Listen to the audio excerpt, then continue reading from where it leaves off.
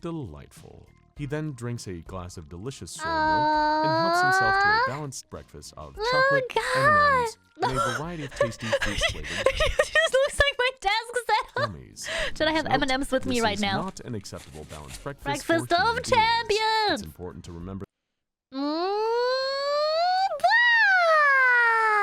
Hello everybody, and welcome back to another spooky bonus day. Today I bring to you the SCP Lore, Origins of the SCP Foundation, and more in our big SCP special. Yippee! Chat, I have for you 3 scary SCP-themed videos today, and I hope you guys are excited to watch them with me for a long introduction to the SCP Foundation, which I think stands for Sheep, Contain, and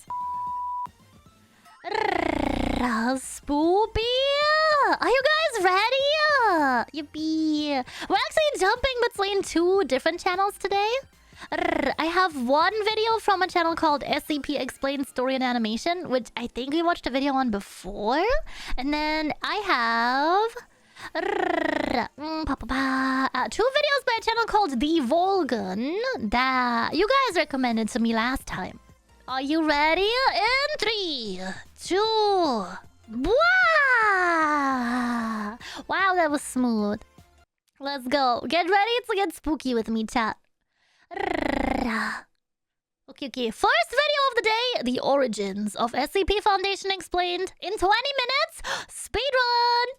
Do you know where the SCP Foundation actually comes from? Or have you been fooled by a lie meant to throw off the curious? When it comes to the origins of the most secretive organization in human history, things get a little confusing. Sheep contained redacted. There's multiple accounts that all claim to be the true origin, but they can't all be correct. You might think that means one of them is true and the rest are all lies.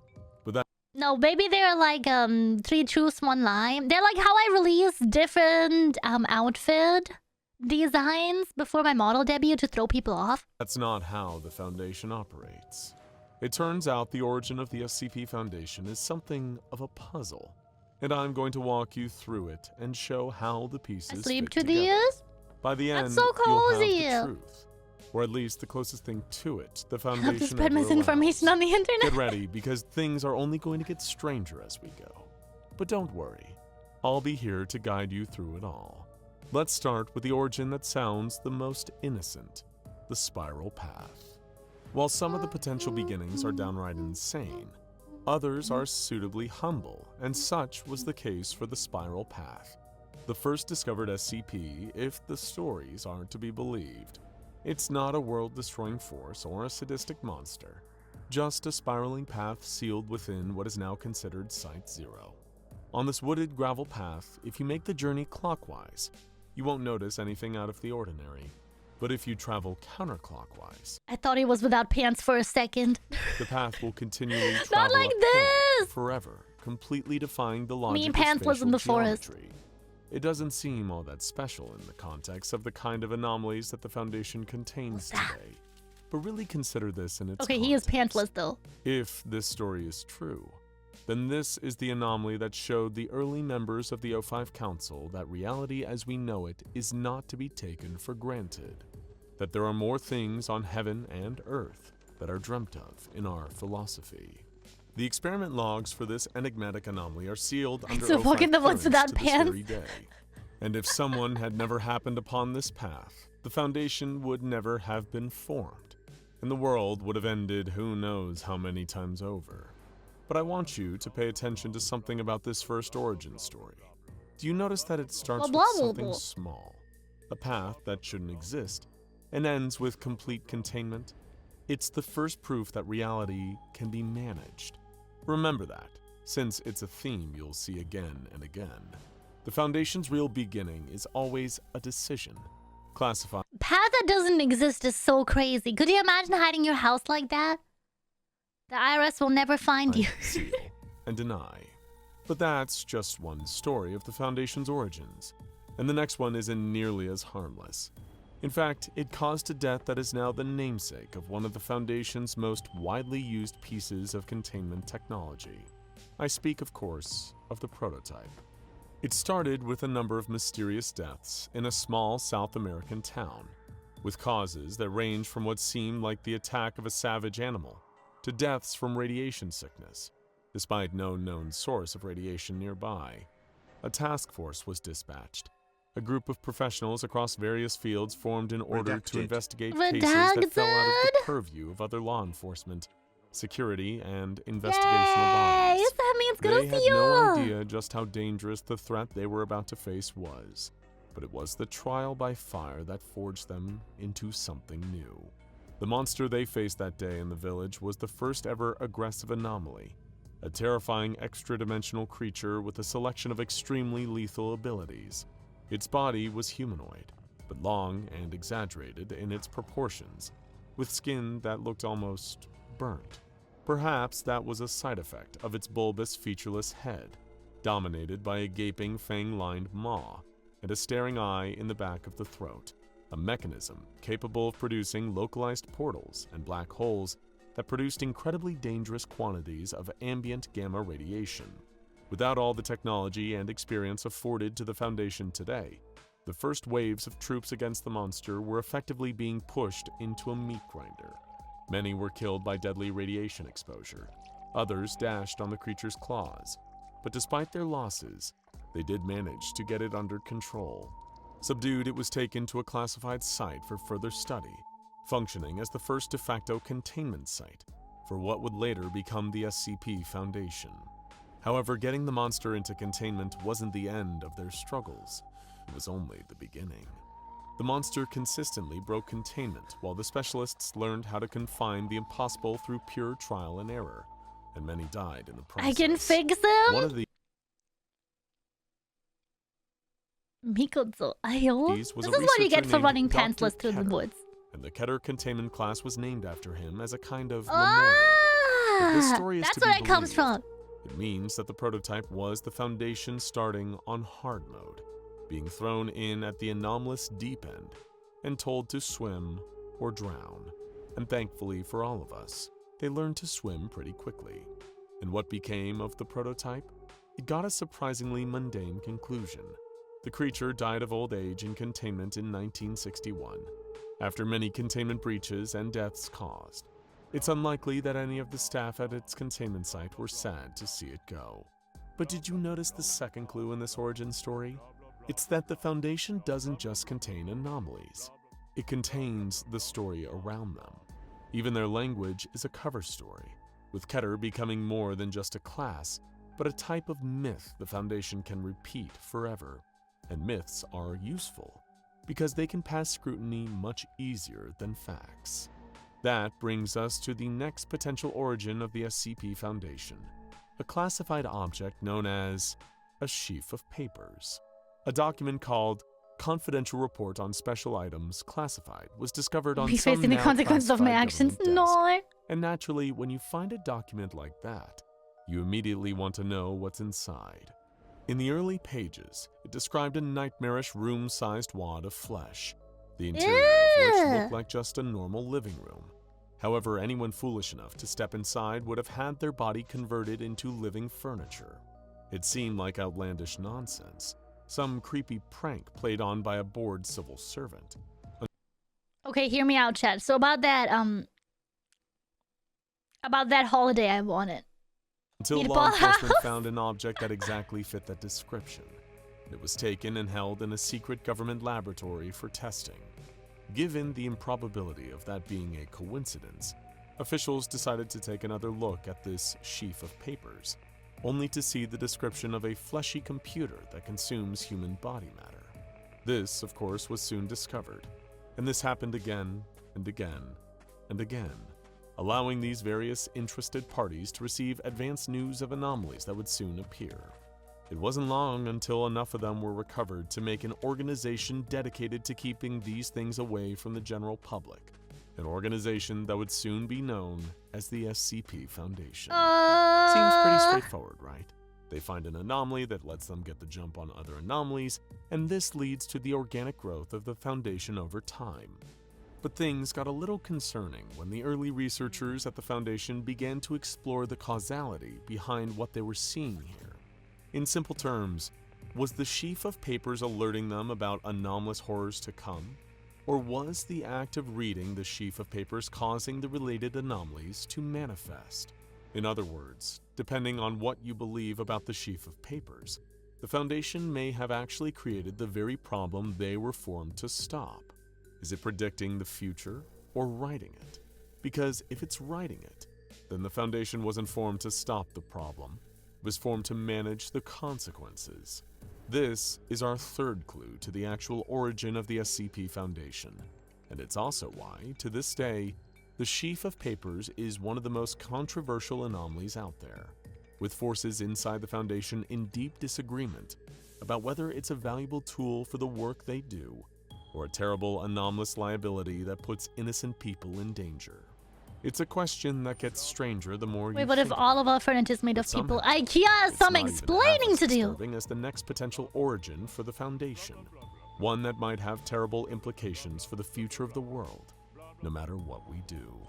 Our tale here begins further back in the 19th century, when the American Civil War was soaking the landscape in blood.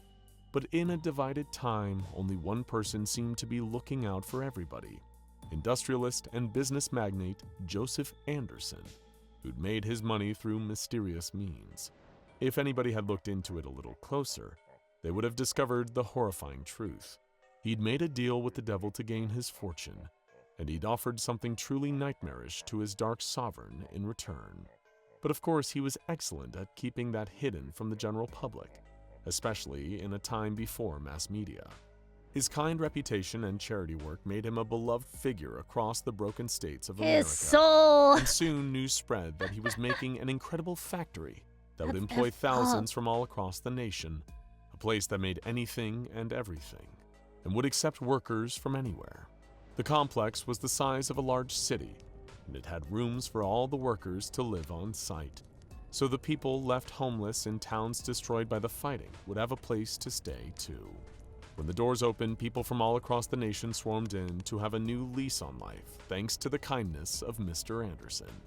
Little did anyone know, their lives and happiness would be forfeit to an evil man's far grander design, and the whims of his sponsors on the other side of the veil.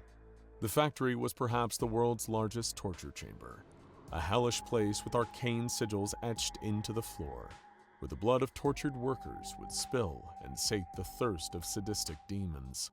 The foremen of the factory were all monstrous acolytes of Anderson and the forces he served, and they took all too much pleasure in beating, torturing, and killing any workers who dared to fall behind on the back-breaking construction quotas. So what were they constructing here? This is where you begin to see the first whispers of what would later become the dangerous world of the SCP Foundation. The factory produced anomalous items which would then be distributed worldwide to increase the degree of violence and chaos out in the world, all seemingly in service of pleasing the demons that Joseph Anderson had made his investors. Perhaps if people kept getting lured into the factory for rituals and slavery, then they could slowly remake the entire world in their terrible image. Except something happened that Anderson and his evil cohort never expected. Someone got out. They escaped the factory injured and ragged, and ran all the way across the state to the nearest Union territory. There they were able to tell the soldiers what was going on inside the factory. The pain, the murder, the demons, the dark magic. Something needed to be done about this. But what? The message even made it all the way back to President Lincoln. Thankfully, there was a team of people who were exactly what they needed for a situation like this. An elite unit of Union soldiers, trained specifically for dealing with strange and supernatural happenings behind Confederate territory lines. Lincoln and Grant gave this elite group a directive to go to the factory and shut it down at any cost, before it became powerful enough that doing so was impossible. So the elite contingent made their way across the treacherous battleground of the United States, battling the elements and Confederate soldiers alike, until they saw the black walls of the factory rising up on the horizon. They battled the foremen and guards, all of which had shockingly advanced weaponry produced by the very factory they worked for. But in the end, the superior tactics of the Union soldiers allowed them to rout the monstrous servants of Anderson and battle their way into the factory proper. When they saw the horrors that had unfolded inside, they flew into a rage, indiscriminately slaughtering anyone. Happy birthday, am I late or early? Bella! Thank you, thank you! It was on the 10th! The worst fate of all but I was saved for the appreciate it! architect of all this misery. Is Abraham Lincoln part of the SCP Foundation, The leader of honestly? the elite unit had Anderson tortured to death before throwing what was left of him into the demonic core of the factory. Oh, This damn! experience had sobered everyone involved, seeing evil that made even the horrors of war pale in comparison. And they were all haunted by a question: what if worse things were out there? That was when the collection of Union soldiers, the leaders of which became the first members of the O5 Council, the SCP Foundation's legendary ruling body, decided that they needed to dedicate their lives to preparing in order to face this incoming threats. They utilized the technology created by the factory in order to better arm themselves against anomalous threats, and also converted the ruins of the factory into the first containment site. They soon after renamed themselves to the SCP Foundation and began carrying out their mission. But many of the dangerous anomalies first created by the factory are still out there, and the corrupted spirit of Joseph Anderson still exists within the factory itself, cavorting with the monstrous powers that first made him build the damn place. The day may come when the evil reawakens, and when it does, will the Foundation be the ones that need to pay their dues? This is our fourth clue. It's where the story stops sounding like records and starts sounding more like justification. Here we have all the elements of a great origin story: a grand founding war, a hidden enemy, and a heroic first council. But it all fits together a bit too perfectly, doesn't it? And that's our tell. When the origin flatters the Foundation, it's usually propaganda, internal or otherwise. Still, propaganda and truth aren't opposites. Sometimes propaganda is how truth gets packaged. But not all of the origin stories involve an existential threat to humanity. At least sometimes there seems to be some immensely powerful figures that are actually sympathetic to the Foundation's cause. One of these is the Gate Guardian, a gigantic winged humanoid floating in the Middle East, believed to be guarding the very entrance to the afterlife. This is one of the most powerful entities that the Foundation has ever encountered, and anything that gets too close to the Biblical, thing will bro. be This cleaved looks with a flaming crazy. sword that's hotter than the Oh, sun, seriously, and what? faster than the speed of light, completely annihilating them at the atomic level. But most will never get a chance to get that close, thanks to the being's incredibly powerful psychic abilities. If you're getting too close, it will project a word into your head, most often, forget. This causes the person affected to forget why they were there. I don't and know, maybe to simply get his wander off pants. in the opposite direction. An exception to this was a classified individual One of who would them? later go on to found the That many SCP called Foundation. 001? When, by pure happenstance, while lost in the desert, the founder hard came to be across number the one. Gate Guardian. It projected the word "prepare" into his mind. Somehow he knew exactly what that meant, and dedicated his life to founding an Jokes on him, I don't organization that remember. would protect humanity from the paranormal and supernatural. All because the Gate Guardian knows something is coming. And what that something is, well, we can only hope that we don't live to find out. But did you notice what happened here with this story? The source of the Foundation keeps shifting as we go from anomaly to artifact to person to prophecy. It's probably clear to you now that the Foundation is presenting these widely different origins as a strategy, a defense against the truth. They're giving you a million different threads, so that you can't pull on a single one hard enough to unravel it. And then, things get even weirder. Sometimes, depending on who you ask, the Foundation's origin is so strange and mysterious that it feels almost like an anomaly that they themselves would strive to contain. Just ask the UIU, the FBI's Unusual Incidents Unit, the special department of the United States' premier domestic law enforcement organization that investigates the strange and paranormal. X-Files, eat your heart out. They claim to have documented how the Foundation really began, and it all started with an abandoned school building you under realize their the investigation for strange activity. The first team that the UIU sent to investigate the matter mysteriously disappeared, causing them to send a second team. But what that team saw defied explanation. Little by little, advanced teams of guards and researchers began to simply appear in the building, along with equipment for containing anomalous items and creatures, followed by the anomalous items and creatures themselves. And the strange part? The leaders of it all seemed to be the first team that the UIU had sent to investigate them. They'd somehow become the O5 Council. Now our puzzle is truly beginning to take shape. The Foundation doesn't start in the past. It loops. An organization that somehow just appears fully formed with leadership that shouldn't exist yet. The Foundation itself is behaving like an anomaly. It wasn't founded or built by any one group. It's self-authoring. Remember that.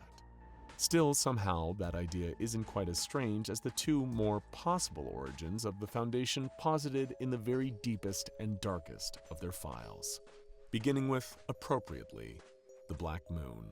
One day, people that are sounds going spooky to as start heck. disappearing from the face of the earth. Handfuls at first, but then thousands, hundreds of thousands, millions, billions. And when this happens, it will be because of the terrible influence of the Black Moon, a cosmic entity that has existed before time, an embodiment of the very force of entropy, of the inevitability of oblivion at the end of all things. And since the dawn of this monster, the Administrator has fought it. The Administrator of the SCP Foundation is immortal and has been locked in an eternal battle with the Black Moon. The creation of the SCP Foundation was, in a sense, just another chess move in this endless battle, allowing him to create metaphysical technology and weapons that would someday be useful in a true, definite clash of wills between himself and the monster that wishes for an end to all things. This origin story does something very clever. It makes the Foundation feel inevitable. Here we have an immortal leader facing a cosmic enemy. It's almost religious in its ideas, and it gives a grand purpose to the Foundation that perfectly explains everything. But what if it explains things by the same channel? That itself is the clue. The Foundation wants to close this case, to get you to accept this as the ultimate origin and stop looking. But as we well know, the Foundation doesn't just close cases, it contains them. And that brings us to what is the strangest potential origin for the SCP Foundation. That honor goes to the database, perhaps the trippiest realization of all. An internal investigation within the SCP Foundation revealing that, in fact, the entire organization was an online fiction writing project, created by a number of bored science fiction and horror writers. So, here it is. The answer that sounds like the end of the mystery.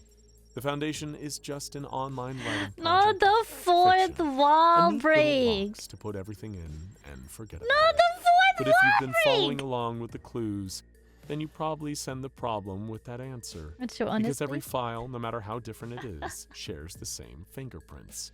Every one is about one thing: control, classification, compartmentalization, plausible deniability.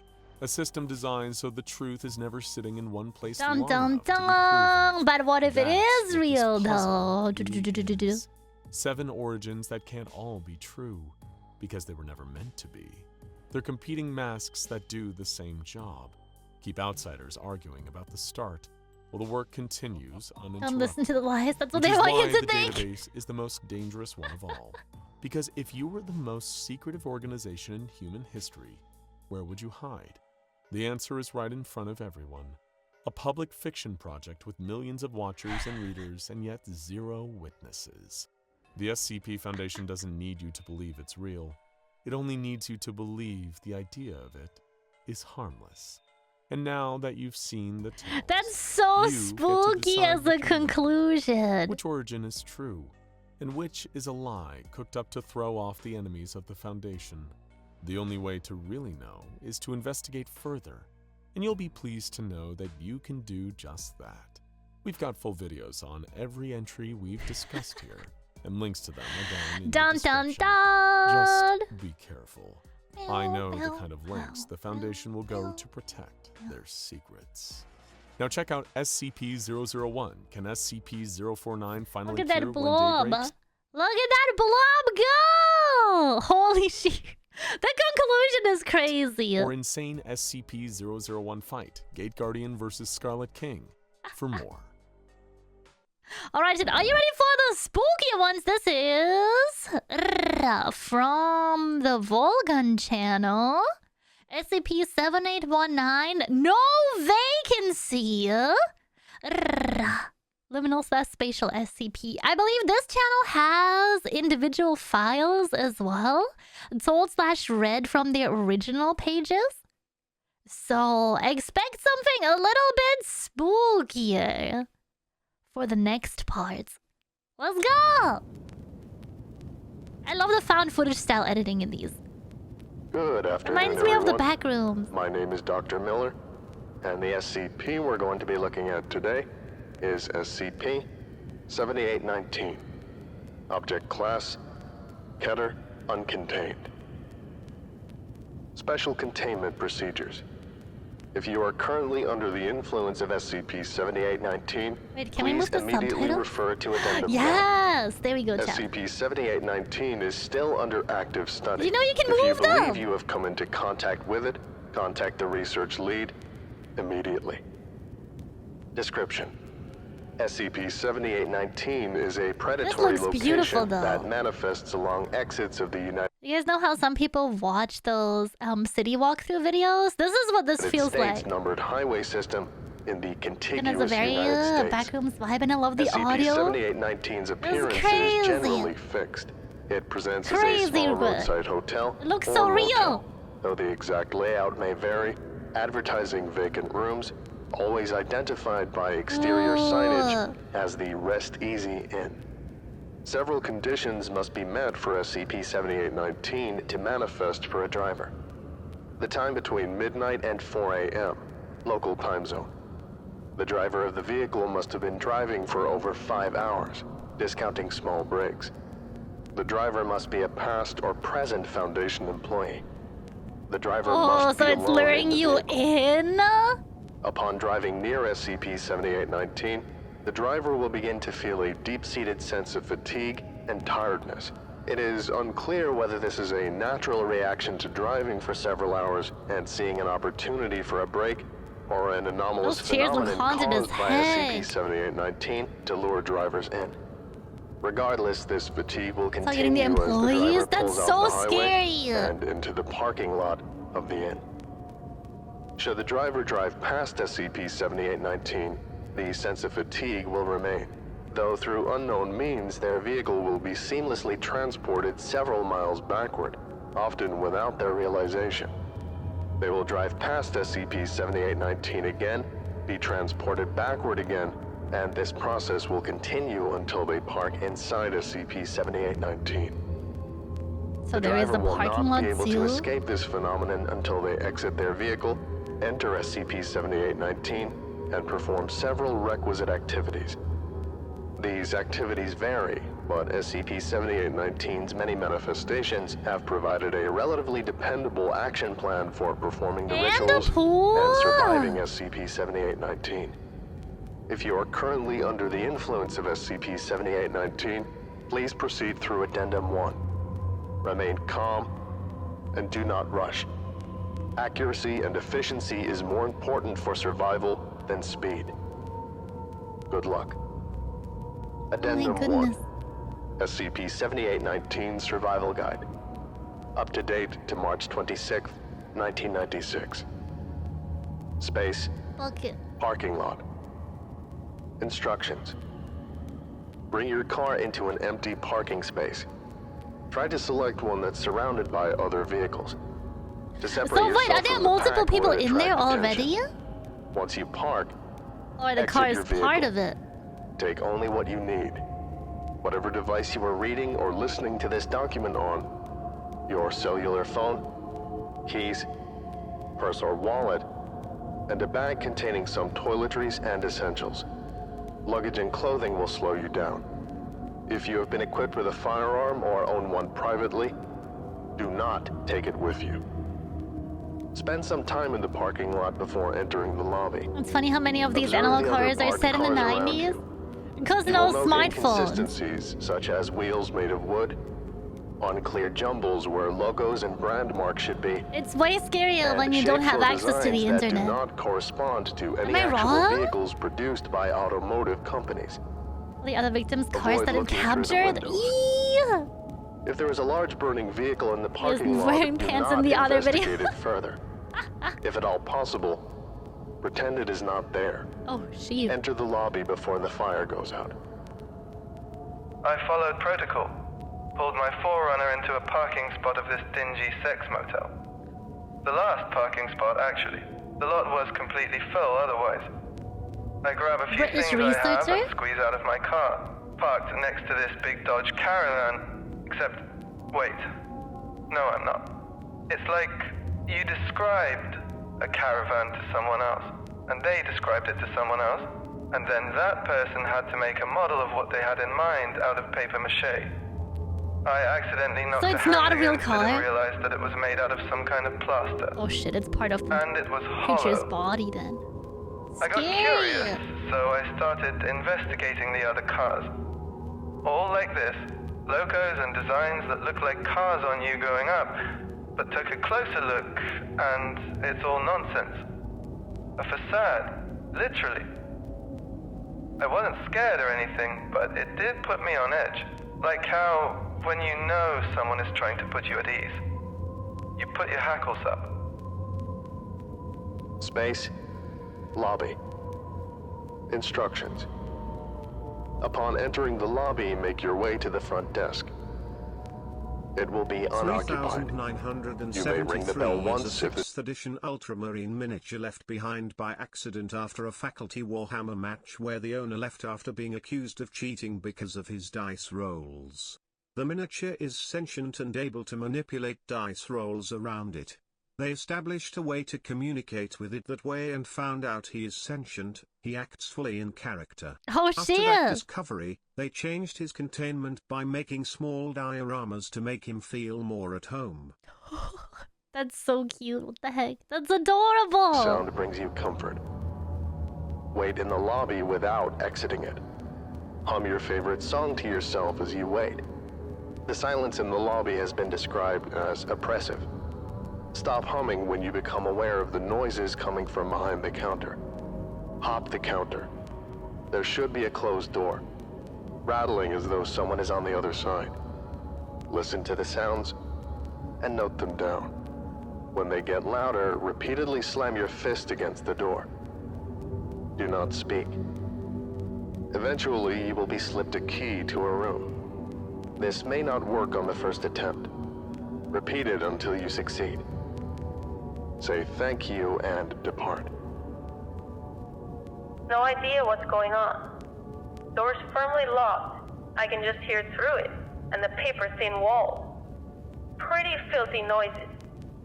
Soft enough to where I have to press my ear against the door to hear anything. Dang! Wet slapping like someone's thumping a drenched towel against the ground over and over. There's this periodic wet coughing. The snapping stops during the coughing. Also, this moaning. It sounds in pain, like someone starving to death. Rises and falls in pitch, but it's always there. Oh, see, do you think I it's can other hear people? whispering too. And sometimes the moaning and whispering and coughing are all at the same time. How many people are in there? I tried rattling the doorknob and it all stopped. All of it except for the moaning. I froze, and after a few seconds they went back into it. F***ing weird as shit. Space. Elevator. Instructions. Your room will be inevitably on a higher floor, and you will be unable to find stairs, forcing you to use the No, elevator. not the maze. You will notice that the buttons are in an inexplicable pattern and have unclear writing on them. Press whichever one feels right. There will never be another person in the elevator with you. If you see someone, be aware that they are not human. Treat them with the appropriate level of caution. Do not remove your eyes from them, and always stand with your back against a wall. If the figure resembles an older, clean-cut man wearing an expensive suit and overcoat, do not enter the elevator. It will smile at you, compliment your appearance, and hold the door for you. Ozzy, welcome in! It will do this for up to several minutes. repeatedly attempting to convince Either that or the you to SCP enter. mimicking people. Politely but firmly tell it that Scary. you are just passing through and will wait for the next one. Stand beyond the threshold. It cannot pursue you outside of the elevator. Eventually, it will move on. If the figure resembles a Do you think it's like a middle-aged woman hive in mind or hiking gear, something? you may enter the elevator and ride it to your destination. The elevator ride will take much longer than it should, up to half an hour. Do not panic, and reciprocate the woman's attempts to make conversation. Do not be honest with her. Lie openly and brazenly about every possible detail, including obvious ones such as your ethnicity and age. She appreciates this. If the figure resembles a younger vagrant, it is safe to enter the elevator. They will not Wait, is this speak, made in but may Unity? offer you a This hug. isn't footage? Accepting this has no consequences and is left to your They're discretion. fail? Maybe hive When you mind? arrive at your Multiple people floor, they may possessing offer people? a small trinket such as a tin duck or ceramic ashtray. Accept it gratefully and keep it close at hand. My nerves are on fire. I was lucky I pulled the vagrant card instead of the Wall Street anglerfish card at least. They seemed Scary. nice. Couldn't have been older than 19 or 20, dressed in clothes completely worn through. I got in, and we were standing next to each other heading up to my floor when he reached out. I just sort of let it happen, and he hugged me. A proper hug. Haven't been hugged like that in a long time. Didn't say a word, just hugged me for a few seconds like he knew I needed it. Stepped back, handed me a matchbox filled with leaves, and then the doors were closing and he was gone. Space. Hallways. Instructions. You will exit out of the elevator into a hallway of some kind. Checking your room key is pointless. It will either not have a room number or have an entirely impossible one. Your room will make itself known to you when you find it. As such, begin walking down the hallway. That's so Resist scary. the urges to investigate the other rooms SCP in Day the for the hallway. win! Let's go! The Patriot, I doors hope you're have doing well peepholes today. in them, and making eye contact may invite unwelcome attention. Keep your eyes focused down, and ignore any feelings of being observed as you proceed down the hall. Avoid making noise.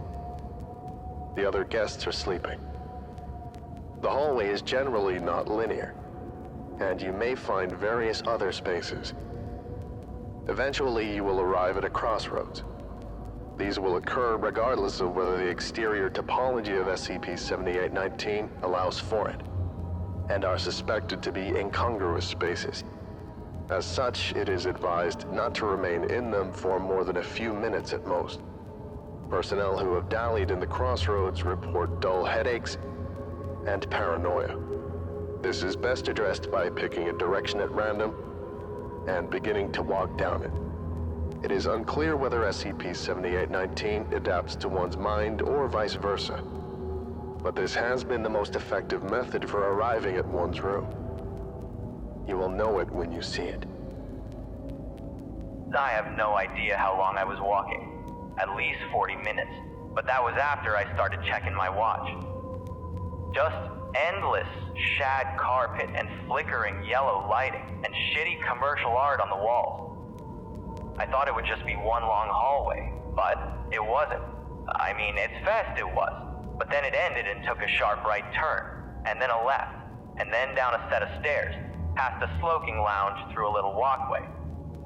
Didn't have any sense of consistency to the construction. Just felt like a weird amalgamation of every hotel I've ever been in, glued together without thought. Eventually it started getting really bizarre. The carpet went from drab beige to like the pattern you find on bus seats. There were curtains, but they were nailed to the wall so they couldn't be opened. Every successive set of doors kept getting lifted a few inches off the ground until they were literally halfway into the ceiling. This isn't a place people were meant to be. Space. Room. Instructions. Use your key and enter your room. You will immediately feel a chillness in the air. This is normal. Do not close the door behind you until you have turned on all the lights and ensured you are alone in the room. There may Sounds be like a it door needed to some an adjoining room. renovations. Move a piece of furniture in front of this door, or otherwise find a way to barricade it. Why is there The so layout many of the room will chairs? vary and be completely idiosyncratic, such as having mismatched furniture sets, dozens of chairs filling the room with nothing else, or being difficult to traverse. Do your best to get comfortable. The bathroom may be locked from the inside, but this is not a point of concern unless you have reason to believe someone is inside. Someone's pooping If in you my do, hotel bathroom. Get Bar out. the door to the best of your ability. You may keep the lights on or dim them, but get into a bed and pull the covers over yourself. If the room has a television, you may put something on to calm your nerves. Personnel have suggested home and garden television delivers the best results. Eventually, you will fall asleep. My room had 3 beds, standing out from and facing a single focal point. A shitty microwave that wasn't even plugged in. Absolutely baffling. No, not my Like it was hotel designed by a bathroom. person What with if you no gotta pee in the understanding of how morning? humans lived. I got in and made sure everything was fine, then put my stuff down. Took a leak, which is when I found out the bathroom was fake. The plumbing wasn't attached and the toilet and shower were made out of, like, plywood. Like props on a movie set. Well, I guess you can go, but Hardly it the won't go weirdest thing anywhere. so far, but for some reason it just f***ed with me. Not I got the out and slipped into bed. Almost immediately I felt insanely tired despite the circumstances. I could barely keep my eyes open. And right as I was drifting off, it occurred to me that I hadn't checked under the beds. Space. Pool. Instructions. You will wake up in the hotel hot tub. Cute. There will be no one else in the indoor pool area, and you will feel physically awake but mentally exhausted. This is normal. A small radio set on a nearby table may be playing a song from your childhood, but the signal will be of poor quality. Try to tune it better if you can, but do not change the station. Do not change the station. You may exit the hot tub and inspect the main pool. It will generally be of idiosyncratic shape and construction. You will find that the surface tension of the water is much stronger. It has formed a thick, tight membrane that prevents objects from breaking through it. As such, do not step into the water. You will So drown. soothing if Volgan says it like this. Underneath the membrane, you may see shapes moving around. Ignore them. Return to the hot tub, re-entering it. This time, completely submerge yourself. Despite your expectations, once you go under, it will not feel warm. It will feel painfully, bitingly cold, as though stepping into ice water. Ignore it and open your eyes. Gelatinous cube pool. You will find that the hot tub descends several feet deeper than expected. Swim to the bottom and grab the small object you see lying on the floor. Inspect it after emerging from the water. You will find your clothes neatly folded on a nearby table. Dry and redress yourself before departing for your room. I've always loved hotel pools. Something about them. I don't know. You'd think everyone would go for it, but for whatever reason it feels like I'm the only one who's ever in one. This is so It's true. just a nice calming space for me to sink into the water and be utterly alone. This wasn't like that. This felt wrong in some interminable, indescribable way. Every facet of it seemed designed for maximum discomfort. The echo bouncing off the ceiling and water being close enough to your own voice to trick you up. The angles and contours of the pool were unnatural, like someone had never seen a pool before. Literally hundreds of life preservers hanging off the walls. The main pool was unnerving. The membrane on top made it so that everything underneath the surface was blurry and hard to make out. But still, I could see 3 or 4 blurry shapes moving around, slimming back and forth. One of them was person-shaped. At first, I thought it was another person, trapped or something, and tried to get a little closer. Didn't step into the water, but I put my hand against the film. It swam up on the other side and pressed its palm where mine was. Held it there for a moment. Then it starts slamming its fists against the membrane wildly, trying to tear through it like a wild animal. I can hear it screeching from under the water. I screamed, scrabbled backward, grabbed my things and ran. Thankfully, I only checked out the other pool after getting the object from the hot tub. It was my engagement ring. My engagement ring. I lost it years ago. Flashed it down the toilet of a hotel I was staying at. Space. Breakfast area. Nope. Oh, that's scary. On your Corey, way good back to your morning. Welcome room, in. you will pass by the breakfast area attached to the lobby. Despite it being still night outside, it will be open and the lights on. Enter. There will be a large amount of food laid out on the counters. Most of it will be inedible in some form, though there are usually some edible foodstuffs. Ignore all of them. Do not feel guilty about doing so, and instead make your way to the only other person in the breakfast area. Join them at their table as they eat. They will attempt to persuade you to stay. Politely but firmly deny them. It will make your heart hurt, but it is necessary should you wish to leave. They will repeatedly do this, and you must repeatedly deny them until they stop asking. Plastic fruit, styrofoam waffles, muddy water instead of coffee. I'm not exaggerating, it was literally fake food. All laid out and presented like a typical continental breakfast. Very weird, but I followed the instructions, ignored all of it, and headed for the man at the table. Older guy, salt and pepper hair, looks like every dad. But not The your only sound in dad? the room was his chewing, Ah, and for a the moment, dead air I on the pulled out the pool television proximity it as fast as softly played possible. static. He seemed excited to see me once he noticed me. Asked me to please take a seat. So I did, opposite him. Started bombarding me with questions. Where was I from? Where was I going? How long I'd been on the road? But not with the sinister edge of the people in the elevator. Genuine, sincere, wanting to know if I was all right and having a nice time. I tried my best not to feel bad about ignoring all of his questions and just saying, I want to leave. I got the sense he'd heard this a lot, and he was persistent about it. What can I do to make your stay better? Sorry, I say, but I want to leave. You're not enjoying the amenities? They're fine. I still want to leave. Don't you think this is nicer than having to deal with the troubles of life? It's a resort. Maybe, but I'd prefer the troubles over whatever this is. Fighting to joke down the parts of me saying he has a point. Eventually, he just goes crestfallen. Is there anything else I can do to make you stay?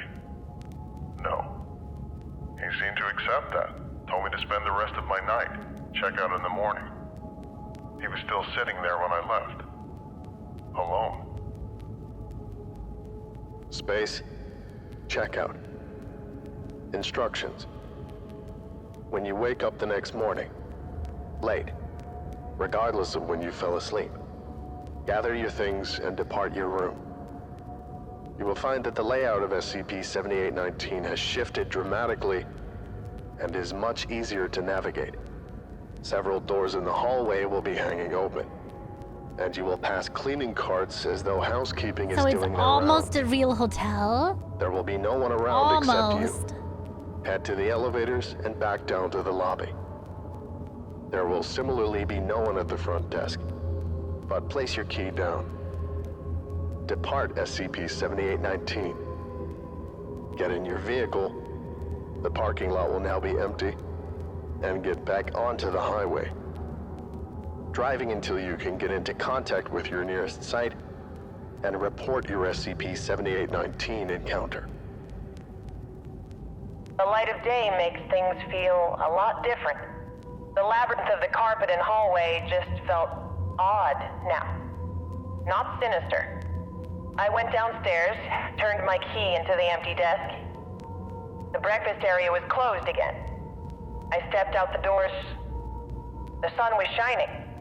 Got in my car, got back on I-10, put the hotel in my rearview mirror, and then as soon as it came, it was gone. My parents and I used to take a lot of road trips when I was a kid, so we stayed in a lot of motels. You know the kind.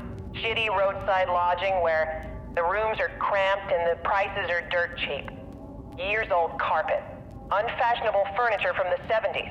Sinks that stick out into the room and hard mattresses. Not a resort. Just a place to lay your head down for the night. Transitory spaces, where you're meant to come and go. Not to stick around. Motels are not home, obviously. They try their best to feel like they're home, but not particularly well, which is why they have such a unique vibe of their own. A corporate design space calculated to put you at ease. They're spaces for humans to inhabit, but there's nothing really human about them. 7819 embodies that pretty well. Something that doesn't really understand humans, trying fruitlessly to lure them in, with fractured memories of motel rooms and hot tubs. I don't know. I don't know what 7819 is, really. I can only make guesses from what I experienced. Like I said, I took a lot of road trips as a kid, and there are some deeply, deeply strange things that live on the edges of these highways. If you follow these instructions, you will exit with no issue. If you haven't, we do not blame you for staying. Goodbye.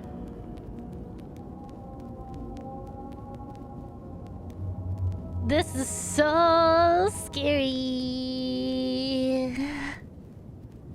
Chad, how did you like this one? Holy Bashibers. Would you stay at the SCP hotel?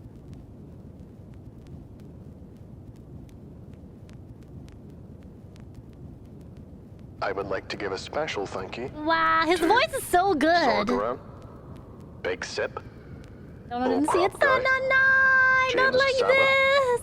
Irish Okay, chat. We do wristwatch. have one more for today, which is not deer. Upon recommendation from chat, SCP-6448. So many rules burned down the hotel.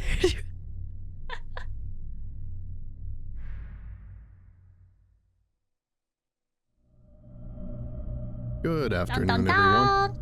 My name is Dr. Miller, and the SCP Whole we're going to different be looking at format. today is SCP-6448. Containment Class, Keter. Disruption Class, Kennick. And Risk Class, Warning. Special Containment Procedures. Containment of SCP-6448 should be focused on investigation of deer exhibiting anomalous traits within and around the Appalachian area. All civilian sightings of SCP-6448 should be attended to by Mobile Task Force Gamma-4, Green Stags. Possible deaths resulting from SCP-6448 should be attributed to hiking accidents, and sightings are to be blamed upon chronic wasting disease. The Site-44 Cryptozoology Division is tasked with ongoing research He into looks the spooky as heck. Does he not-deer have two phenomenon. heads? Should an Appalachian SCP-6448 mountain- instance be mountain sheep. captured, it is to be brought to Site-44 for containment and study. Description: SCP-6448 is an anomalous branch of the Cervidae family. All members of this group display heightened intelligence and are presumed to be sapient. Many specimens exhibit some form of physical malformation, causing them to stand out from non-anomalous deer. While the exact details of physical abnormalities differ between instances, repeat commonalities are as follows: legs bent backwards, barrel-chested or bloated abdomen, emaciation, eyes belonging to unrelated animals, forward-facing eyes, erratic movements, loss of fear towards humans, tendency to walk on two hind legs, general bodily disfigurement. Aside from physical disfigurement, instances show severe divergence from the behavior of other cervids. Namely, SCP-6448 are known to watch, observe, and stalk humans, often for hours or days. This includes following humans to and from their homes, wherein they will proceed to steal belongings, weapons, and food. Very rarely will SCP-6448 attack victims while they are indoors. Why does he look like that? He's so scary. are most commonly encountered in deep woodland, particularly at night or dusk when a person is alone. Any form of direct acknowledgement of SCP-6448's anomalous traits in these situations will always result in the victim's termination. In such situations, personnel are to observe the extract Okay, here's the thing though. Do you think you can eat 2 hot dogs at once? Thank you. service protocol attached to this file immediately. See below. Service me when I'm protocol, hungry. SCP Foundation, Cryptozoology Division. These actions should be carried out by anyone inadvertently interacting with SCP-6448 and are necessary for your survival. Please skip to the section with relevant information if your life is under threat. Just tickle once at some If point. you That's notice that a deer refreshing. seems off, Is that one look on the away same and channel? ignore it. If it knows that you've noticed it, it's too late. If you hear your name, whistling, or something else in the woods calling for you, don't acknowledge it. Never acknowledge it exists. This is some Walker stuff. Don't respond. Don't go looking for it. Don't call back to it. If you're walking at night and you feel something breathing on your neck or whispering behind you, the key to your safety is pretending that everything is normal. Your survival is dependent on your ignorance. Presently, SCP-6448 are known to inhabit only the Appalachian region of North America. The previous sentence was stricken from the document. History. SCP-6448 was officially assigned anomalous classification in 1980, though they have been recognized by local people since 1947. SCP-6448 is a firmly cemented figure in Appalachian folklore, known colloquially as the not deer due to their striking similarity to the species they imitate. Many locals claim to have encountered instances of SCP-6448 or possess knowledge of an individual who has. A majority of local communities living in rural areas of high activity are aware of the precautions required to avoid hostile encounters, primarily due to urban legends and stories involving the entities. SCP-6448 were previously researched at Site-41, located in an unknown location, North Carolina. On 11/01/1994, a group of 3 SCP-6448 instances broke into the site utilizing a tunnel system carved over an extended period of time. Seems like a general. This triggered containment breach alarm systems My and beloved the menace site in my entered D&D lockdown group. protocol. The single instance Not kept in based on a real containment, being prepared for mythology of dissection, SVA. was No, lost I in the didn't breach know. and not recovered. There's Over more the following stories about decade, this. This a is so further scary. 5 SCP-6448 instances would be captured and contained, all of which would escape the site through tunnels carved by other SCP-6448 entities. The decision was made to transfer all instances to Site-44, overseas, to prevent further breaches. Since this decision, no capture attempts have been successful. Addendum 6448 1. Recently recorded civilian encounters. The first reports of SCP-6448 surfaced around the week of 07/07/1947. In the time since the genus's discovery, many members of the public have encountered the entities, though most accidentally stumbling upon them do not alert local authorities. This is typically due to the SCP-6448 instance either merely watching the subject or becoming hostile. The following is a log of all recorded 911 calls related to SCP-6448 phenomena since the year 2000. Date: 02/01/2000. Details: Victim, aged 41, female, dialed emergency services after hearing their name being called from the woods near their home. The victim. I'm lactose intolerant. Jonah! Thank you so much for the raid. Holy shit! How are you guys doing? Welcome and watching spooky videos. We're stalking here, comrade. Welcome in. Can we get a shout out, please, mods? Welcome in, raiders. My name's Lilo, funny gamer sheep. Check this out. It's a raid! Nice to meet you! My name is Lulu, funny gamer sheep. Welcome to the Cafe of Capitalism! freaking way! Free to play, baby! Let's hack and go! Every day you thirst is worth it. Oh god! I fell off my chair. I have a gift for you! What is it? The America ASMR. Get out of my head. No! Look down. One hand. Good.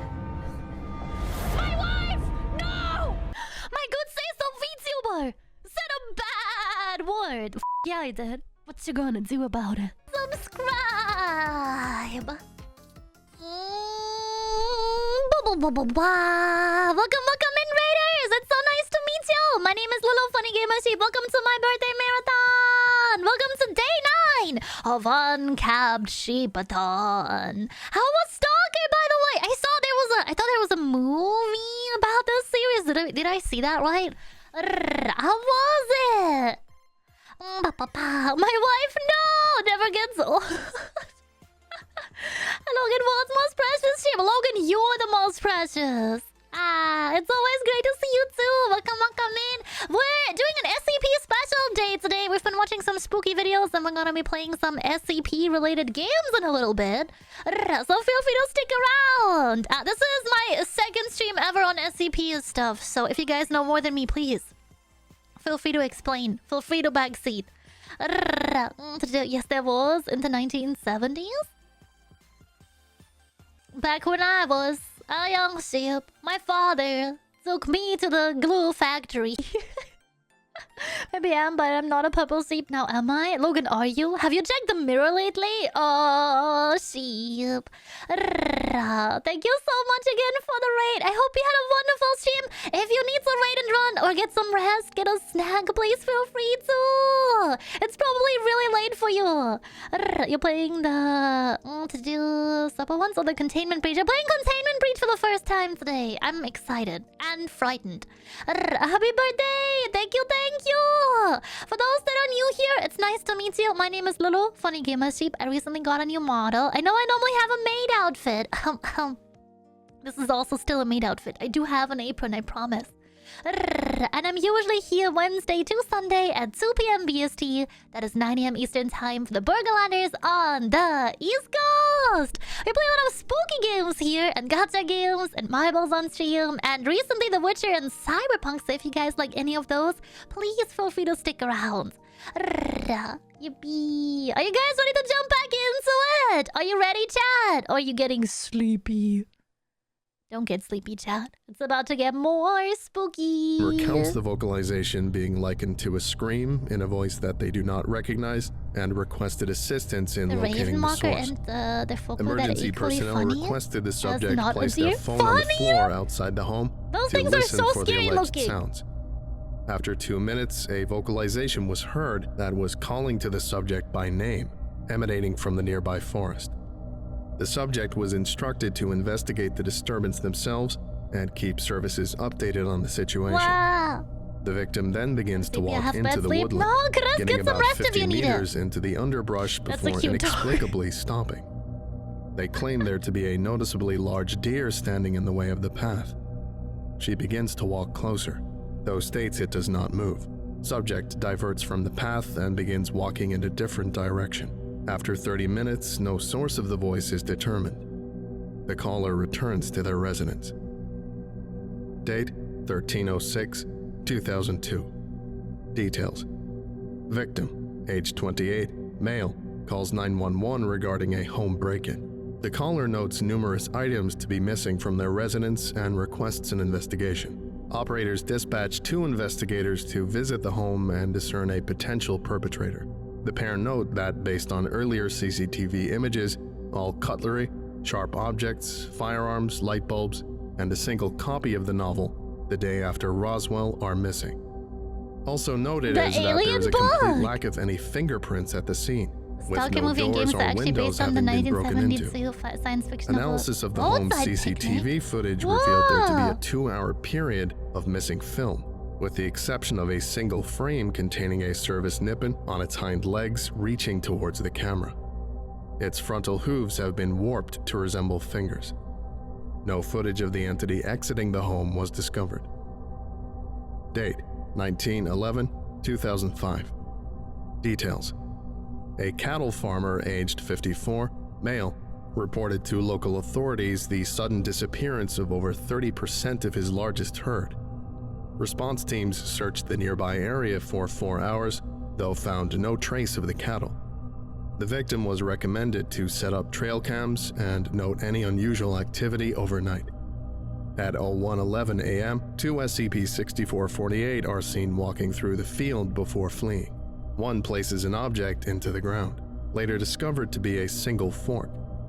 A week after this discovery, 200 discarded bovine hooves appear at the location.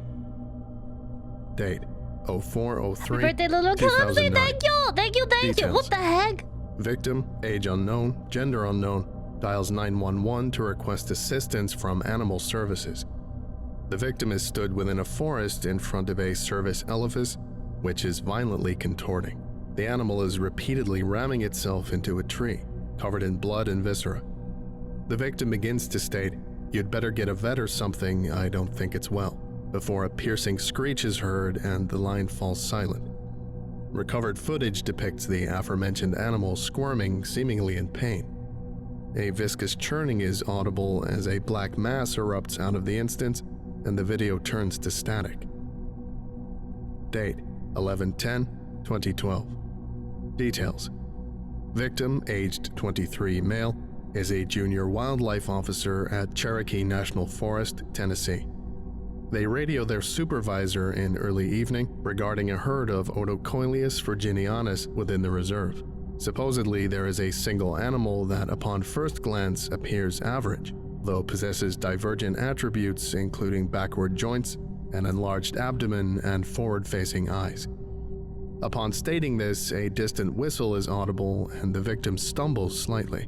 They begin to say, "What the hell? Did it just whistle at me?" before the sound of hooves rapidly getting closer is heard. Notably, the hoof steps did not sound to be in the traditional gallop of a cervid. Date: 12/10/2012. Details: the aforementioned victim's supervisor calls the authorities following the victim's absence from the reserve night shift. Following this, their radio begins to crackle. The victim's voice can be heard on the other end, and he requests the supervisor's attention. He calls regarding a herd of Odocoileus virginianus within the reserve. They claim there is a single animal that upon first glance appears average, though possesses divergent attributes including backward joints, an enlarged abdomen, and forward-facing eyes. Suspecting the creature to be a rare genetic malformation, the victim requests their supervisor to come to the location. The supervisor questions the victim about what happened the night previous. There is no reply. Upon the supervisor's and law enforcement's arrival at the site, a herd of approximately 80 Odocoileus virginianus was present. A single entity is in the field's center and appeared to be standing separately from the rest of the group. It flees the scene upon realizing the law enforcement's presence. Where it formerly stood laid a park ranger's standard two-way radio. Date: 08/04/2016. Details: victim, aged 35, female, dials 911 using a satellite phone, distressed. They state that they are in undisclosed county woods and are being followed. She claims that despite seeing no one for the duration of her hike, she feels as if she's being watched and has heard someone walking behind her at various points in the trip. The victim is unable to give an adequate description of her location, but knows the route to return to her residence. Operators request the victim to return to a point wherein she can provide a sufficient geographic description of her position. The victim remains on the line for the duration of the hike back to a readily used portion of the wilderness trail. Along the journey, various unnatural sounds can be heard. These include footsteps, rock slides, coughing, whispering, and whistling. Nearing the main trail, all woodland noises such as birds and wind cease suddenly, and the victim states she can see a malformed deer carcass coated in a thick layer of black slime-like substance. At this time, human screams can be heard in the distance. Operators request the victim continue and ignore other stimuli. Agents embedded in local law enforcement, suspecting SCP-6448 involvement, notify Gamma-4 to the situation. 20 minutes later, the victim returns to the main trail. Gamma-4, now operating the 911 call, informed the victim to not respond to any further unusual activity and briefly outlined service protocol. For the duration of the victim's journey to her home, 2 sets of breathing are audible. The victim successfully returns to her residence and shuts the door behind her. Now out of sight from SCP-6448, agents inquire upon the victim's address and the victim promptly complies. Operatives instruct the victim to have possession of all firearms and weapons on the premises and to barricade herself inside a safe space with 1 exfil point. The victim swiftly begins grabbing all available weapons and throwing them inside a wardrobe.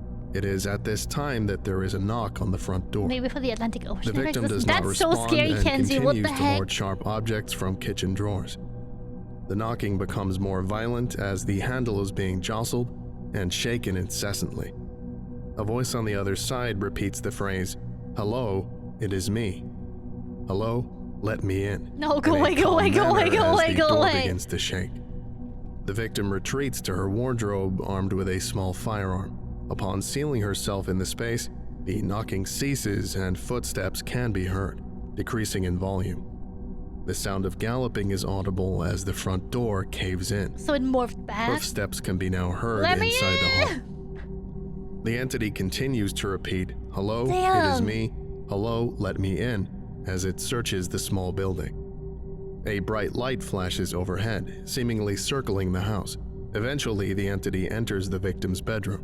Through a small slit in the wardrobe door, the victim can see a Cervus canadensis standing on its hind legs Oh my God. and surveying the room. Its movements are crooked and stiff, seeming to struggle to stand in a bipedal fashion. It slouches down to a quadrupedal crouch, similar to the stance of an arachnid. It inhales heavily, Max gonna see and you. its head locks on the view of the wardrobe. It is noted as possessing human eyes. It scampers toward the subject and opens the door. A single not gunshot fire? is heard. Responders found no trace of either I wonder what a SCP-6448 steak when this one tastes like. Person or deer? What do you think? I should submit that for spooky stories. Yes, Grim, please! Well, in Appalachia, if you see or hear something you don't... No, you didn't. Keeps you safe. I would never answer to whistling or somebody knocking at my door. I don't even regularly...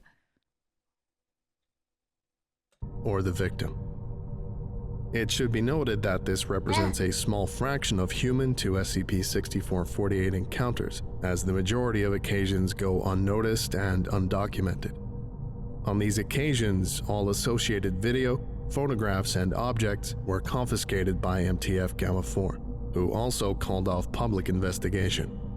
Cover stories 356 Alpha, Home Break-In, and 898 Gamma, Missing 411 were successfully implemented. Addendum 6448 2. Incident 6448 Alpha. On 29/11/2019, Mobile Task Force Gamma-4, Green Stags successfully detained and captured... That's a terrible name for your task force when you're out there to hunt the stag. an Bro. instance of SCP-6448 with Any the other SCP assistance of videos from Mobile this Task channel? Force Yeah, we News watched one 7, earlier. Hammer Down's Heavy Vehicles Division, and highly experimental shock rifles.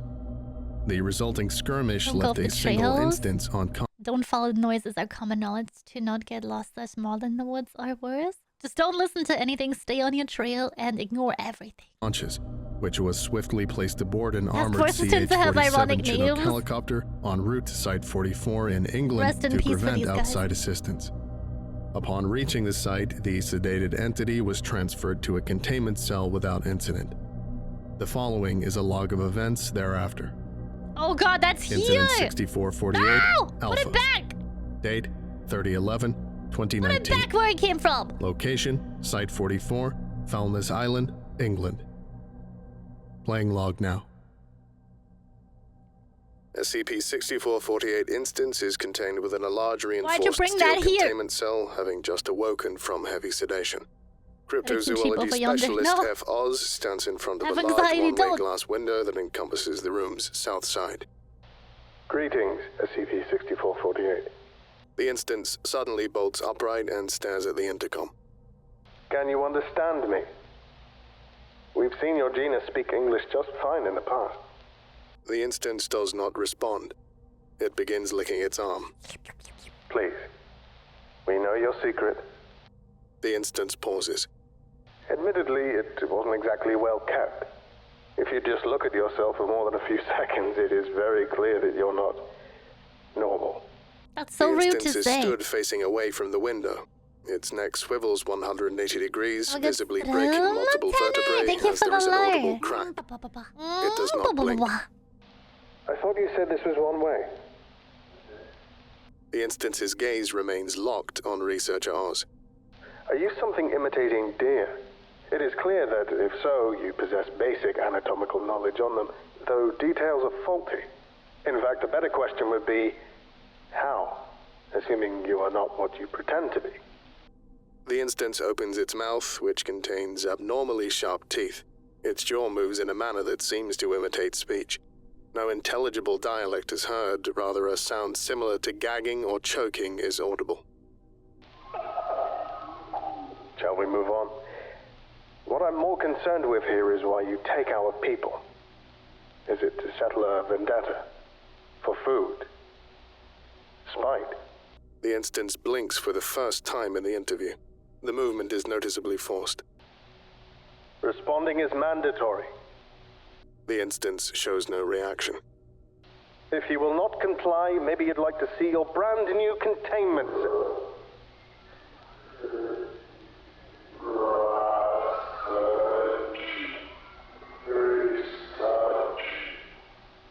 Research.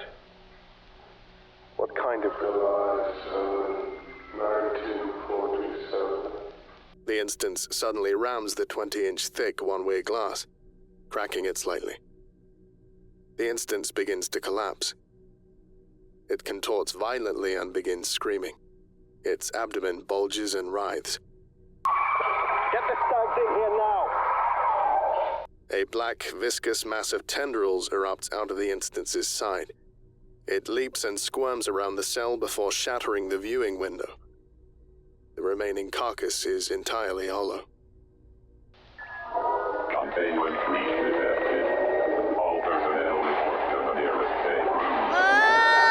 Containment sector 4 last floor will seal in 10 seconds.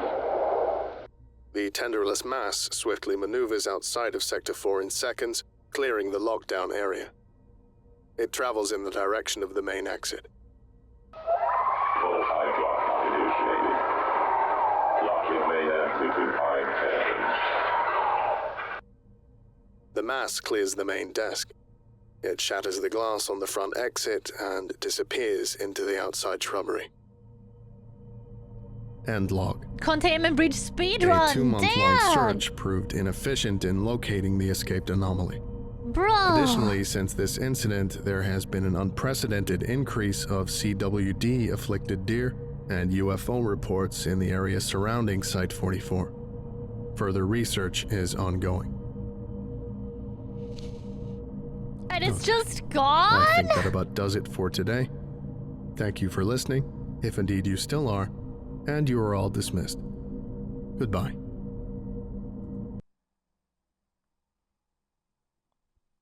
It's just out there. That's why it's catered. But it's just out there! Being spoopy like that!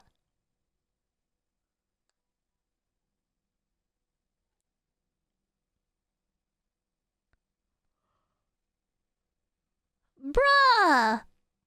Chad asked me to react to the cuter one. I think I might need one as a nightlight to today's react because that was scary. What was that orange blob's number, chat? The one requested earlier. Back to the woods. I must go. 999. It could hide under your bed right now. Joke's on you, there's so much garbage under my bed. It's impossible. Absolutely absolutely impossible. Okay, Ted, we have 2 video choices. One by Volgun and one by the animated channel. Do you guys have a preference? SCP-999 is the feel-good one. Delvinus, thank you for paying your CP taxes. Thank you, thank you. Wow, thank you for the sprout. Thank you. Alright, Ted, preference? Otherwise, I'll pick. Is that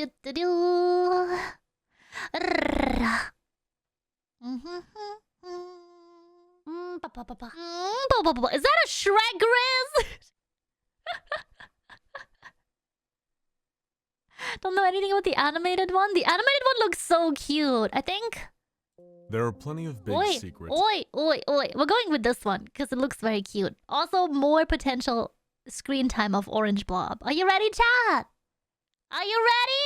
Final one. Either is fine. SCP-999 is a cutie.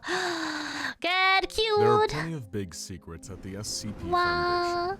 But sometimes you've just gotta wonder, what are the smaller secrets? Here at SCP Explained, we often zoom out to give you a bird's eye view of the bizarre and sometimes inexplicable events. That's the one I sleep to. too. I'm excited for a cute one. A telescope in favor of a microscope to take a look into the daily life of one very special blobby boy, SCP-999, the Tickle Monster. That's so who took cute. The liberty of painstakingly stalking,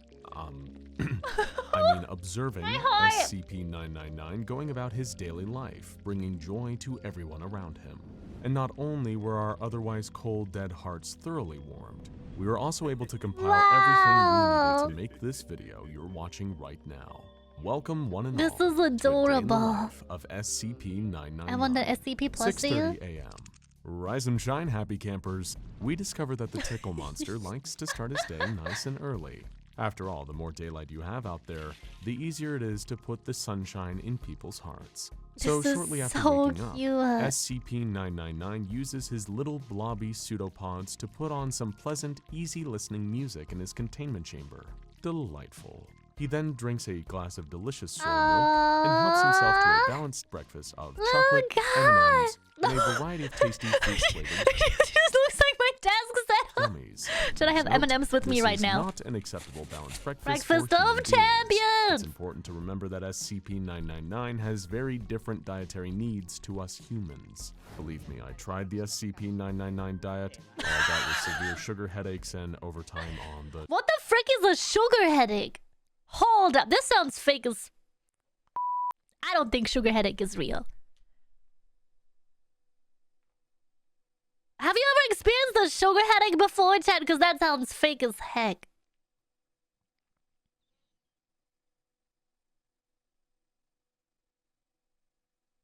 I don't... It's confirmed Lulu is SCP-999. The less said about that, the better. After eating his delicious sugary breakfast, the Tickle Monster grabs a crayon and starts building Sugar his rush day gets sick plan, from eating too which much is normally sugar? filled with a wide Never array in of my life have stimulating I. activities. Every day is a new journey into excitement for SCP-999. This is part of SCP-999's schedule that we very much recommend to anyone. Setting your goals nice and early may help you solidify your goal. Object class is determined by both how dangerous it is and how easy it can be contained. Keter refers to not only SCPs that are dangerous, but also extremely difficult, if not impossible to contain. Some life-threatening SCP are classed as safe because they can be contained with relatively minimal effort. Oh, so safe ones are just like they would like to hang out anyway? That's kind of cute. Can't say I have had a caffeine withdrawal headache. Same. I've never had a sugar headache before. Setting your goals nice and early may help you solidify your goals nice and early, and also help you feel a warm and fuzzy sense of accomplishment when the day ends and all your errands are complete. But by the time all this is done for SCP-999, it's already 8 a.m. Of course, while setting goals for the day ahead is an important task, SCP-999, in its surprisingly applicable wisdom, also knows the power of inspiration. That's why at around 8 a.m., the Tickle Monster indulges in his morning entertainment before any tasks or cross-tests begin. This largely involves watching cartoons on a television set provided to him by his handlers at the SCP Foundation. SCP-999's favorite shows include SpongeBob SquarePants, Blue's Clues, and The Backyardigans. The Foundation is This is like having a careful with the child programming that SCP. Do you think it's just a SCP-999 is kid? allowed to indulge in, making sure that all of the shows are generally wholesome and sweet, with positive moral messages that one can carry forward into their day. SpongeBob is a particular favorite for that exact reason. The Tickle Monster sees that is plucky so yellow cute. sponge as a kind of kindred spirit, reminding him to keep a positive can-do attitude and a sense of childlike fun. After a few episodes of the show, 999 is typically bouncing with joy, and more than feeling SpongeBob's He's iconic catchphrase. refueled! I'm ready. And while it isn't necessarily relevant, we'd also like to state that within the confines of this metaphor, Dr. Gears is Squidward. Moving on. 10 a.m. Now the Tickle Monster is really ready to take on the day. Having filled up on the two essential season C's of of any prosperous SpongeBob? day, candy and cartoons, he's ready to slither out there and make a difference. His first order of business for the workday is sitting in on the daily Site-19 Senior Researcher meeting, where the top brass of the site is given a collective debrief on the day's tasks, and given an opportunity to share any vital information. Of course, morning meetings can be stressful, especially when you work at the SCP Foundation, where your daily task might be, SCP-682 seems particularly cantankerous today. Mind paying a visit to his containment chamber and asking him about it? However, SCP-999 being there in the room is kind of like having the ultimate scented candle. He exudes those chill, relaxing vibes, and even the pleasant smell that puts you in a place of profound ease. That's the Foundation so has cute. discovered that since SCP-999 Always has imagine it started without a sitting face. in on the morning meetings, both employee satisfaction and task completion have increased. Happy workers, as it turns out, are also hard workers. When the meetings end and the senior researchers are filing out of the room, each one of them gives SCP-999 a little hug or a pat in hopes of thanking him for all he does. This increases their emotional well-being as well as SCP-999's. It's one of the rare everyone wins scenarios you'll find at the SCP Foundation. After the meeting, SCP-999 tends to roam around the site for a while, searching for anyone in need. As you probably already know, the Tickle Monster has an innate sense for when people are in need of his unique brand of anomalous positivity. If a researcher or a guard is feeling down, SCP-999 So will cute, have an my heart innate is sense of exploding. their presence and mercilessly hunt them down to give them some pep they'll never forget. Allow us to give you a specific example. Security Officer Dan Richardson was stressed. While he didn't let on to anyone else working at the Foundation, fearing that showing emotion would make people think less of him, his wife was actually struggling from a severe illness. So when he went into work, even when he was guarding the containment chambers of truly terrifying monsters like SCP-106, he was only ever worrying about her. Nobody else knew, except for SCP-999. When the Tickle Monster sensed Dan's distress, he slithered over and began to climb on him, unleashing his That's rays of frightening. anomalous good vibes. Soon enough, Dan felt a kind freedom he hadn't It's experienced since refreshing, the yeah, beginning in of his wife's comparison, illness. yeah. Later that day, he felt the courage to visit the Site-19 employee mental health counselor at last, and became open about his emotional struggles. It began a long but worthwhile road to recovery, all of which began with SCP-999. That's so sweet. And then the Tickle Monster broke for lunch. 12 p.m. At around midday, every day, SCP-999 slithers on over to the main Site-19 cafeteria to enjoy a wholesome lunch with Foundation personnel and some of the other friendly anomalies that do lunch with them. He'll grab a bowl of ice cream and a colorful jello pot from the friendly lunch lady and slither on over to the table where SCP-073 Kane and SCP-343 God are sitting around chatting. No hard feelings about the whole, Mark thing, right? God says, biting into his hamburger. It is a process, Kane replies. Any awkwardness that was there before immediately evaporated when SCP-999 entered the scene. Both of these mysterious anomalies smiled and began petting him as he cooed and trilled.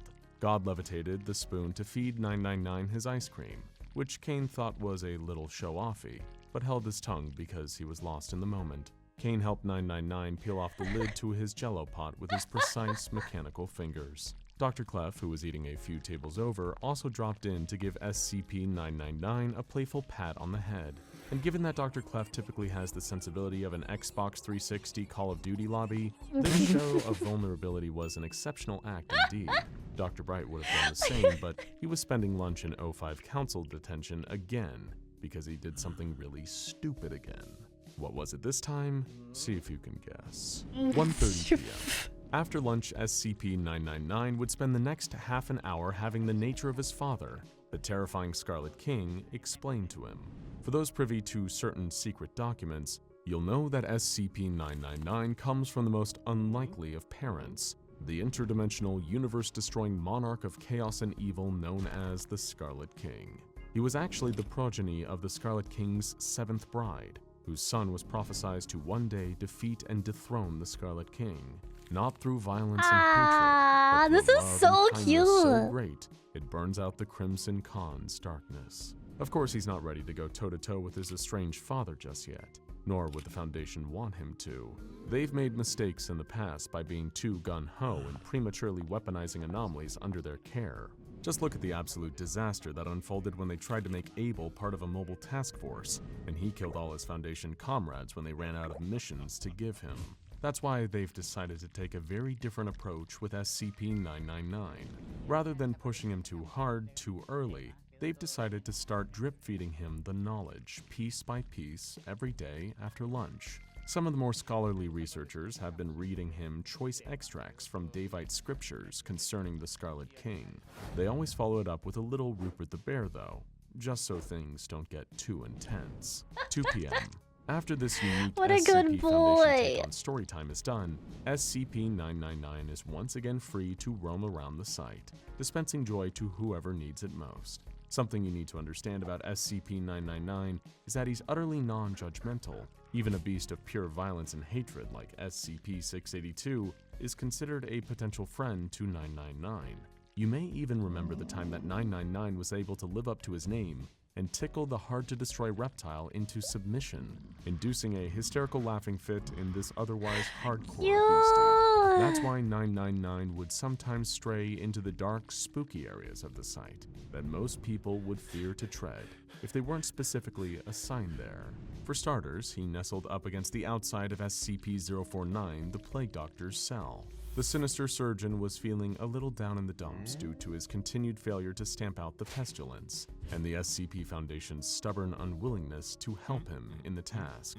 However, a loving visit from the Tickle Monster, even on the other side of a plexiglass divider, was enough to chase the blues away, just when he needed the encouragement most. This strengthened the doctor's resolve. He would continue his research, no matter how many lives it took to perfect his curative method. Admittedly, not the best result of an interaction with SCP-999, but 999 was at least happy that the peculiar beaked man seemed a little less depressed now, at least, even if the lack of depression may lead to a few further murders down the line. Who would be next on SCP-999's rampage of joyfulness and positive vibes? SCP-999, like the benevolent, is a friend to all children, so he does what he can to improve the quality of life for anomalous children contained by the SCP Foundation. As part of his daily rounds, he makes sure to always visit SCP-053, the young girl, as his positivity aura is too powerful for the girl's anomalous ability to passively cause paranoia and violence to affect him. She often reports having a wonderful time during their sessions, though she wishes her big dragon friend could come join in on their tea parties too. 4 p.m.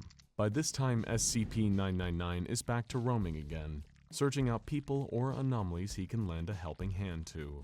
Helping people, if you hadn't somehow realized it by now, is one of 999's greatest joy in life. That's why when slithering near the high-security humanoid containment wing and seeing groups of researchers running for the hills, he got the sense that perhaps he was needed here, and decided to investigate further. As all of the researchers ran screaming in one direction, SCP-999 slithered audaciously in the other. He heard one of the researchers yelling, "The old man got out! Sound the alarm and run for your lives!" Of course, this did nothing to deter SCP-999, even as the containment breach sirens blasted through the air around him. Who would win? 999 didn't fear death, he only feared failure. Failure in the task to make everyone around him as happy as possible, up to and including some of the most horrific and depraved monsters the SCP Foundation has ever contained, very much including the monstrous creature coming towards him down the hall. The old man, SCP-106, gave a throaty chuckle as he shuffled down the tiles. his black goo fizzling on the ground. With one hand, he traced his fingertips along the wall, spreading corruption that ate away at the wall like a cancer. With the other hand, he dragged a rapidly melting corpse that had once been a hapless researcher standing too close to the wall of 106's containment chamber. Now, the old man was eager to cause more pain and havoc in the rest of the facility before he was forced back into containment, until he ran into SCP-999 coming towards him in the hallway. Suddenly, 106 felt something change in his mind. His typically sharp, predatory, sadistic thoughts suddenly felt odd and fuzzy, almost formless. It was almost like he'd been hit by some kind of anomalous chloroform that dulled the edge of his evil. And then, he was laughing. Why? Because this strange blobby creature had crawled up onto his body and begun to tickle him relentlessly. It didn't make sense. How come this creature wasn't affected by his corrosive mucus? But it was already too late. He was doubled over onto the floor cackling, and unlucky for the old man, but luckily for everyone else, it was enough to pacify him until a mobile task force with high-intensity lights showed up and shepherded him back into containment. It was a truly humiliating defeat for SCP-106, but at the same time, he'd be churlish to deny that he had somewhat of a good time. 7 p.m. As we get deeper into the evening, SCP-999 still has plenty to do. After all, every day that ends at the SCP Foundation also heralds the end of many people's lives. And that's on a good day, too. Needless to say, there would always be plenty of people who needed cheering up at the end of each day, and nobody was more up to the task than the Tickle Monster. First, SCP-999 decided to make its way down to the Site-19 medical bay to treat everyone who'd experienced varying degrees of horrific injury from a typical day's work at the Foundation. Some were horrifically burned, others were missing parts, some were pretty much catatonic with the mental trauma of the things they'd seen. Many had distinctive fresh wounds that could only come from SCP-682's massive claws and fangs. It was a powerful wellspring of misery. SCP-999 slithered from bed to bed, nuzzling up to the different patients of the medical bay and lifting their moods. You'd be amazed at the medicinal benefits of a positive mindset, and he's one of the few medical treatments that won't utterly destroy you if you don't have insurance. After helping the injured, SCP-999 decided to visit the D-Class barracks. While most of the SCP Foundation looked down on the lowly D-Classes, especially given the criminal history of many of them, SCP-999 held no such prejudices. He sensed that the people in the barracks were confused and scared for their safety, and that was enough for him to get in there and help. He slithered through the gangway, observing that some of the bunk beds were empty from the day's less stressful tests. These hardened criminals, many of which were literal murderers, immediately felt themselves softening in the presence of this cheerful blobby creature. For the first time in many of their long, difficult, and tragic lives, they dared to believe that perhaps everything might be okay sometime in the not-so-distant future. And SCP-999 couldn't be happier about that. 9:30 p.m. As the night winds this down, is so one of the sweet. researchers assigned to SCP-999 reads him a bedtime story to help him wind down after an exciting day. SCP-999 tries not to go to bed too late at night, knowing that an early bedtime and an early rise ensure health and energy. Whale song and white noise is played over a small radio, while SCP-999 settles down to sleep, ready to have only the sweetest dreams. So ends another wonderful day. And there you have it, folks. A day in the life of the endlessly adorable SCP-999. This was Is there anything so from the Tickle Monster's daily cute. He even routine that you sleeps think you might start early. incorporating into your own day-to-day lives? Let us Wow. know down in the comments. Personally, in a world that can sometimes be cold Adorable. and cruel, we think having the strength to be a little kinder and smile a little brighter can make a far bigger difference to some people than you'll ever understand. And nobody exemplifies that better than SCP-999. Now go check out SCP-999 Tickle Monster versus the most evil SCPs. This is so cute. I hope he wins every battle and lives the bestest of lives. Chad, what a wonderful way to end our SCP deep dive today. Yippee. Chad, that was adorable. Thank you for the recommendation. I really, really appreciate it. If you guys want to see me react to more SCP videos, please don't forget to leave them in the recommended channel over on the Discord server. !Discord in the chat if you're watching this on Twitch, or in the description below if you're watching this on YouTube later. No, I must go back to containment.